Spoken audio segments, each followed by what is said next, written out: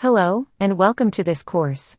In this short course, you will learn the differences between vertical and horizontal scaling and how a scalable architecture can be achieved within Amazon Web Services, AWS.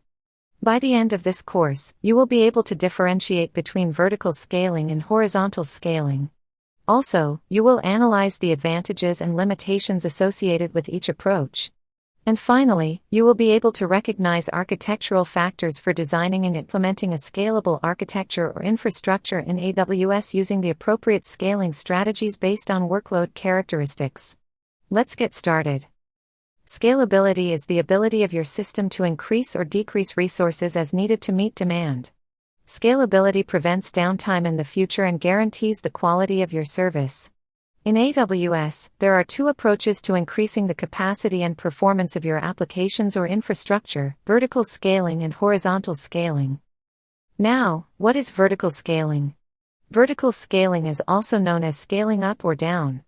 It is the process of upgrading or downgrading the hardware specifications, such as increasing or decreasing the CPU, RAM, or storage capacity of a single resource, like a server or instance, to handle workloads. When there are resource constraints on each instance, scaling is necessary to improve performance. Let's now review the advantages of vertical scaling. First, vertical scaling requires less effort to manage since you are modifying an existing resource. No changes have to be made to code. Secondly, it's cost-effective because you only pay for the increased resource capacity during a spike in demand. Lastly, when a single instance handles all the layers of your services, it will not have to synchronize and communicate with other machines to work. This may result in faster responses. Next, let's go over the limitations. First, upgrading resources will require a significant amount of downtime unless you have a backup instance or a server that can handle operations and requests. Secondly, there is a physical limit to how much you can vertically scale a resource, as this depends on the hardware limitations of the instance type or server being scaled. Finally, if the vertically scaled resource fails, it can cause a complete outage of the application or service. Next, let us review what horizontal scaling is. Horizontal scaling is also known as scaling in or out. It helps you ensure that you have the correct number of resources available to handle the load for your application. It also increases high availability.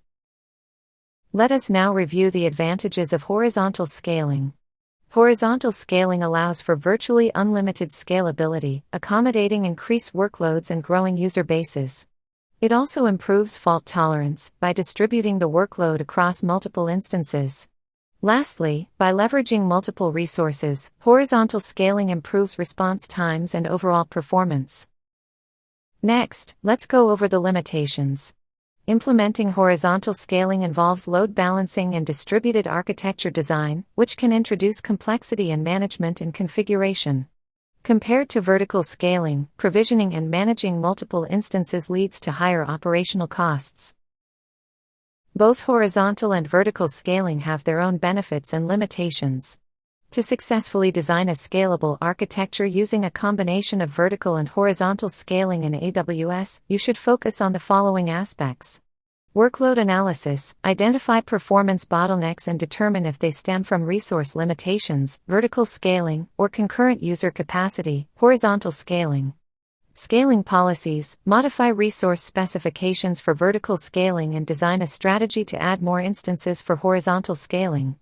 Load balancing: implement mechanisms like Elastic Load Balancer, ELB, or Application Load Balancer, ALB, to distribute traffic evenly. Auto-scaling: utilize AWS auto-scaling to automate scaling actions based on predefined conditions or metrics. Redundancy and fault tolerance: deploy resources across multiple availability zones to mitigate the impact of failures. Monitoring and optimization: use AWS services like CloudWatch or AWS X-Ray to collect and analyze metrics for optimization.